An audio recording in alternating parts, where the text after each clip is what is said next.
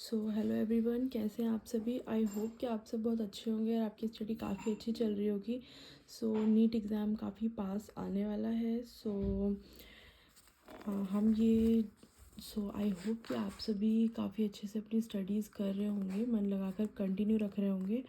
सो चलिए फिर आज हम शुरू करेंगे प्रभाविता नियम, लॉ ऑफ डोमिनेंस। तो चलिए इसी के साथ शुरू करते हैं। पहला, लक्षणों का निर्धारण कारक नामक विविक्त डिस्क्रीट इकाइयों द्वारा होते हैं। दूसरा, कारक जोड़ों में होते हैं। यदि कारक जोड़ों के दो सदस्य असमान हो तो इनमें से एक कारक दूसरे कारक पर प्रभावी हो जाता है, अर्थात एक प्रभावी और दूसरा अप्रभावी होता है। F1 में केवल एक जनक लक्षण का प्रकट होना तथा F2 में दोनों जनक लक्षणों का प्रकट होना प्रभाविता के नियम द्वारा समझा जा सकता है। इससे यह भी स्पष्ट होता है कि F2 में 3:1 का अनुपात क्यों पाया जाता है। विसंयोजन नियम, लॉ ऑफ सेग्रीगेशन। इस नियम का आधार तथ्य यह है कि अलील आपस में घुल मिल सम्मिश्र नहीं हो पाते और F2 पीढ़ी में दोनों लक्षणों की फिर से अभिव्यक्ति हो जाती है, भले ही F1 पीढ़ी में एक प्रकट नहीं होता। यद्यपि जनकों में दोनों एलील विद्यमान होते हैं, युग्मक बनने के समय कारकों के एक जोड़े या अलील के सदस्य विसंयोजित हो जाते हैं और युग्मक को दो में से एक ही कारक प्राप्त होता है। समयुग्मजी जनक द्वारा उत्पन्न सभी युग्मक समान होते हैं, जबकि विषम युग्मजी जनक दो प्रकार के युग्मक उत्पन्न करता है जिनमें समान अनुपात में एक एक अलील होता है। अपूर्ण प्रभाविता, इनकम्प्लीट डोमिनेंस क्या होता है। जब मटर वाले प्रयोग को अन्य विशेषकों के संदर्भ में दोहराया गया तो पता चला कि कभी कभार F1 में ऐसा फिनोटाइप आ जाता है जो किसी भी जनक से नहीं मिलता जुलता और उनके बीच का सा लगता है। श्वान पुष्प, स्नैपड्रैगन या एंटीराइनम में पुष्प रंग की वंशागति अपूर्ण प्रभाविता को समझने के लिए एक अच्छा उदाहरण है। तद्रुप प्रजनन लाल फूल वाली कैपिटल आर और तद्रुप प्रजननी सफ़ेद फूल वाली स्मॉल आर प्रजाति के संकरण के परिणाम स्वरूप F1 पीढ़ी गुलाबी फूलों कैपिटल आर स्मॉल आर वाली प्राप्त हुई। जब इस F1 संतति को स्वयं परागित किया गया तो परिणामों का अनुपात 1 लाल, 2 गुलाबी और 1 सफ़ेद था। यहाँ पर जीनोटाइप अनुपात वही था जो किसी भी मेंडलीय एक संकरण में संभावित होता है, किंतु फिनोटाइप अनुपात अर्थात 3:1 प्रभावी अनुपात अप्रभावी बदल गया। इस उदाहरण में कैपिटल आर कारक स्मॉल आर कारक पर पूर्णतः प्रभावी नहीं रहा, अतः लाल सफ़ेद से गुलाबी प्राप्त हो गया। तो आप इस डायग्राम में देख सकते हैं इन्होंने ये श्वान पुष्प, ये जो फोटो दिख रही है ये एक श्वान पुष्प की है और इसको हम श्वान पुष्प को स्नैपड्रैगन और एंटीराइनम भी बोलते हैं।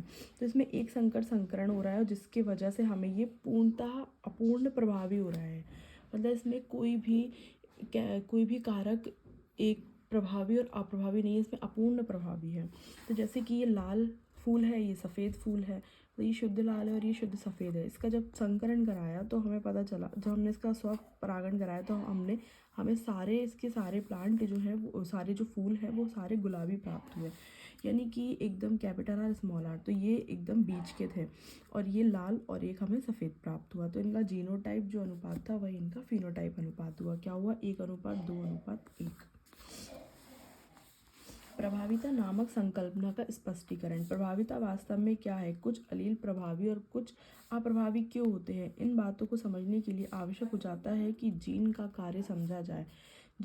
आप जानते ही हैं कि जीन में विशेष विशेषक को अभिव्यक्त करने की सूचना निहित रहती है। द्विगुणित जीवों में अलील के जोड़े के रूप में प्रत्येक जीन के 2 प्रारूप विद्यमान रहते हैं। यह आवश्यक नहीं है कि अलील के जोड़े हमेशा एक जैसे हों, जैसा कि विषम युग्मज हेटेरोजाइगोट में होता है। उनमें से एक अलील की भिन्नता का कारण है, उसमें आया कोई परिवर्तन हो सकता है जो अलील में निहित विशेष सूचना को रूपांतरित कर देता है। उदाहरणार्थ, एक ऐसी जीन को लिया जाए जिसमें एक विशेष एंजाइम उत्पन्न करने की सूचना है। इस जीन के दोनों प्रतिरूप इसके 2 अलील रूप हैं। मान लेते हैं कि वह सामान्य अलील ऐसा सामान्य एंजाइम उत्पन्न करता है जैसा अधिकतर संभव है, जो एक सबस्ट्रेट S के रूपांतरण के लिए आवश्यक है। इस रूपांतरित अलील सिद्धांत निम्नलिखित में से किसी एक परिवर्तन के लिए उत्तरदायी हो सकता है: सामान्य एंजाइम या कार्य अक्षम एंजाइम या एंजाइम की अनुपस्थिति।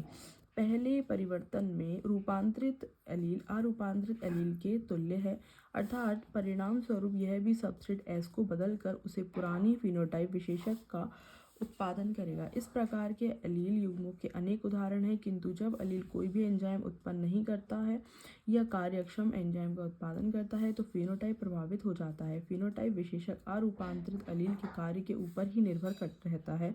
सामान्यतः अरूपांतरित कार्यकारी एलील जो मौलिक रूप का प्रतिनिधित्व करती है प्रभावी होती है तथा रूपांतरित एलील अप्रभावी।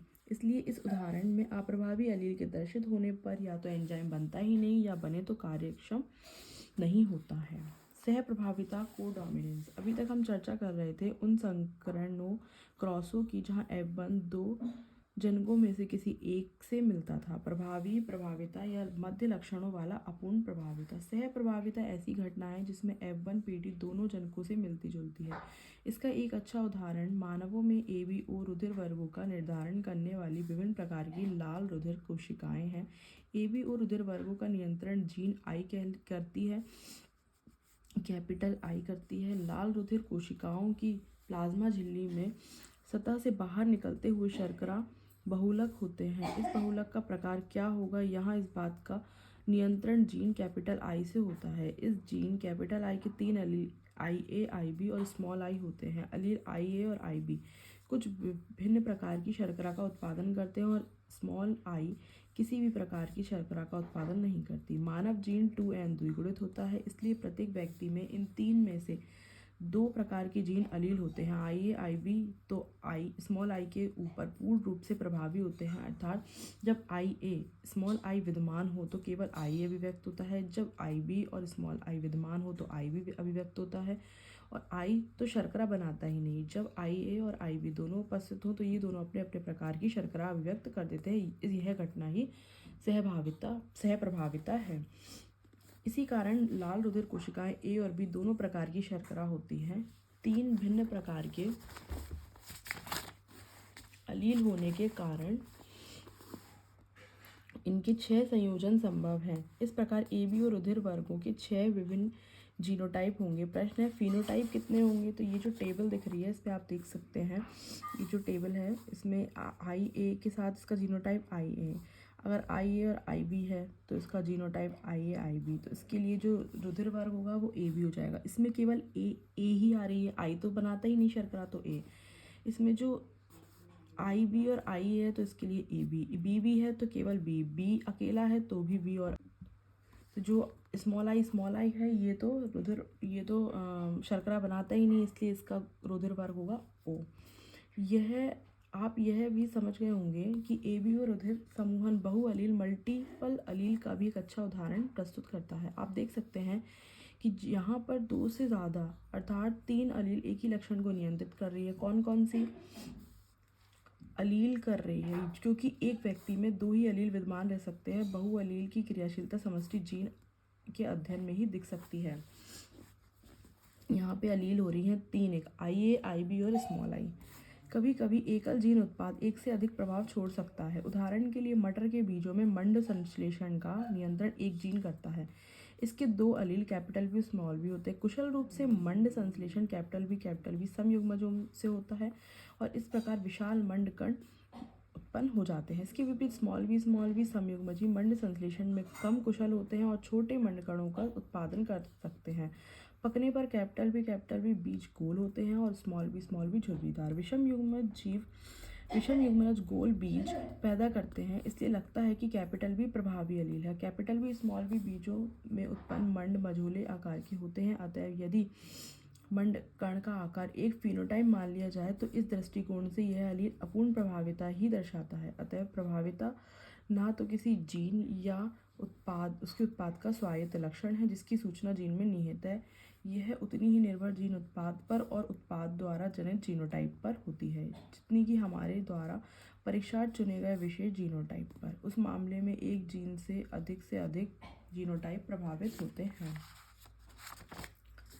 मेंडल ने 2 लक्षणों में भिन्न मटर के पौधों पर भी संकरण प्रयोग किए, जैसे पीले और गोल बीज वाले पौधों का क्रॉस हरे और झुर्रीदार बीज वाले पौधों से किया।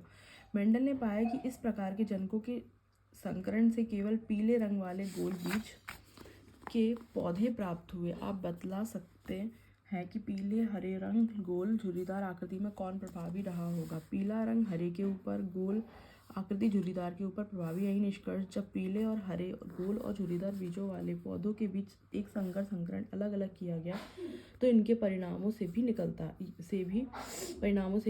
है। जीनोटाइप प्रतीक कैपिटल Y प्रभावी पीले बीज वर्ण तथा स्मॉल y अप्रभावी हरे बीज वर्ण के लिए, कैपिटल R गोल बीज और स्मॉल r झुर्रीदार बीज वालों के लिए प्रयोग करें तो जनकों के जीनोटाइप इस प्रकार लिखे जा सकते हैं: कैपिटल R, कैपिटल Y और स्मॉल y। इसमें जनक पौधों के जीनोटाइप दर्शाए गए हैं। निषेचन होने पर युग्मक capital R, capital Y, small y मिलकर F1 संकर capital R, capital Y, small y को उत्पन्न करते हैं। जब मेंडल ने इन F1 पौधों को स्वयं संकरित किया तो पाया कि F2 के 3/4 पौधों के बीज पीले, 1/4 के बीज हरे थे। पीला और हरा रंग 3:1 के अनुपात में विसंयोजित हुआ। इसी प्रकार गोल और झुर्रीदार बीज की आकृति भी 3:1 के अनुपात में विसंयोजित हुई, एक संकर क्रॉस की तरह। तो आप इस डायग्राम में देख सकते हैं कि ये द्विसंकर क्रॉस है जो कराया गया है किसके बीच, गोल पीले बीज और हरे झुर्रीदार के बीच। तो ये जो था, ये इस पर जो गोल और पीला बीज था वो हरे और झुर्रीदार बीज पर प्रभावी था। सबसे पहले इसका स्वपरागण कराया। स्वपरागण कराने के बाद फिर हमने इनके ही स्वपरागण से ये इनके बीच संकरण कराया। संकरण से हमें ये परिणाम प्राप्त हुए जिसका परिणाम F2 पीढ़ी में हमें प्राप्त हुआ, जीनोटाइप और फिनोटाइप। जीनोटाइप अनुपात 4 जीनोटाइप अनुपात प्राप्त हुए और फिनोटाइप अनुपात था 9:3:3:1, जिसमें कि 9 जो थे वो गोल पीले बने, 3 जो थे वो गोल हरे बने, 3 जो थे वो झुर्रीदार पीले और 1 ही झुर्रीदार हरा बना। तो आई होप कि आपको ये समझ में आ गया होगा। तो अब नेक्स्ट टॉपिक रहेगा हमारा स्वतंत्र अभिव्यूहन का नियम, जिसे हम नेक्स्ट वीडियो में कवर करेंगे। तो इस वीडियो में इतना ही, मिलते हैं फिर नेक्स्ट वीडियो में। अगर आपको ये वीडियो पसंद आई हो तो प्लीज़ आप इसे लाइक कीजिए, शेयर कीजिए दोस्तों के साथ और कमेंट कीजिए अगर आपको कुछ समझ में ना आया हो तो, और सब्सक्राइब कीजिए चैनल को। और तो मिलते हैं फिर नेक्स्ट वीडियो में इसी के साथ। Thank you students, take care, bye bye.